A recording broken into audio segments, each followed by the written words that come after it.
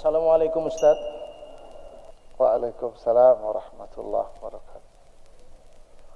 Assalamualaikum warahmatullahi wabarakatuh. Assalamualaikum warahmatullahi wabarakatuh. Saya ada dua pertanyaan terkait dengan jual beli tanah. Yang pertama, ponakan saya itu membeli tanah dari tanah yang dikelola oleh developer. Jadi di penawarannya itu sebutkanlah katanya tanah dengan harga katakan 50 juta, terus mendapatkan fasilitas dan sebagainya dan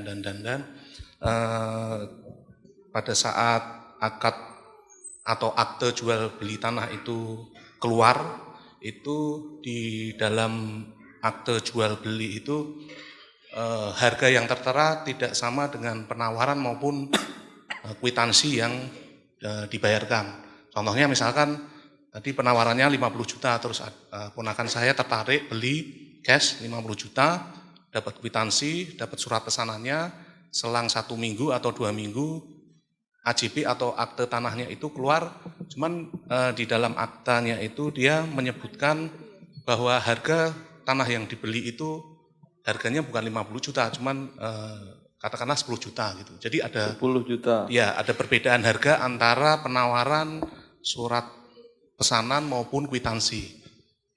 Nah, itu hukumnya bagaimana, Ustaz? Karena sebelum waktu saya baca draftnya itu saya juga menanyakan ke penjualnya itu kenapa ada perbedaan harga antara di penawaran sama di akta jual beli, dan jawabannya sih yang saya catat itu memang kalau di AJB itu seperti faktur mobil, Ustadz, atau motor. Jadi harga yang tertera di faktur mobil itu harganya berbeda dengan harga yang kita beli. Itu jawabannya seperti itu. Pertanyaan yang kedua. Tanah milik pembeli kan? Iya, Pak. Tanah milik pembeli kan ya? Nah, itu ada lanjutannya, Ustadz. Di Lanjutannya? pertanyaan kedua nanti. Jadi pertanyaan kedua di pasal yang lain itu menyebutkan bahwa pihak pertama yang menjual itu namanya bukan atas nama developer tapi nama-nama personal, Ustadz. Jadi misalkan nama Tuan A memiliki tanah di bagian utara seluas A, B, C, D, terus Tuan B memiliki tanah di bagian selatan, nah seperti itu. Jadi bukan atas nama developernya. Sekarang tanah atas nama pemilik, baru yang pembeli adik Anda tadi. Aktanya maksudnya gimana? Yang beli siapa, adik Anda kan ya? Iya, yang beli adik. Sekarang atas nama adik Anda atau bukan? Di AJB-nya atas nama adik saya. Ya udah, nggak ada masalah.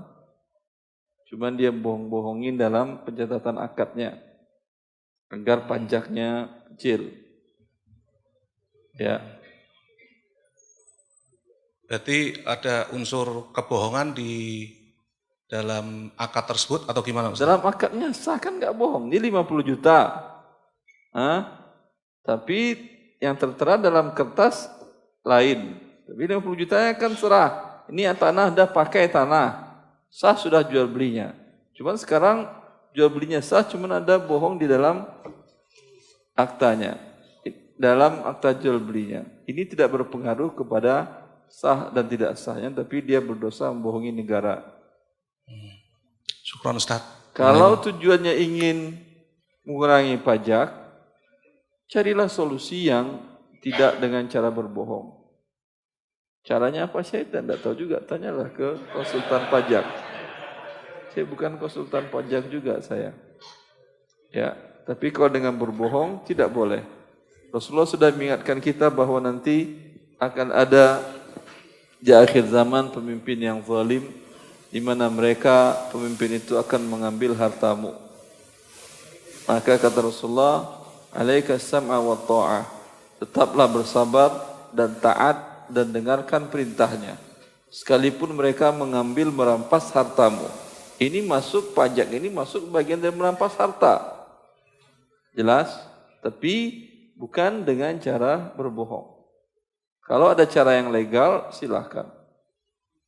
Seperti dulu, wallahu alam apakah masih berlaku atau tidak, Dahulu, tanyakan ke konsultan pajak. Dahulu bisa dua pilihan. Bisa dengan harga real mana yang terendah. Atau harga NJOP. Harga nilai NJOP itu apa? Nilai objek pajak. Begitu? Ya. Biasanya NJOP itu kan jauh di bawah harga real kan ya? Bisa pilih salah satu di antara keduanya mana yang terendah untuk mengurangi pajak yang dibayar.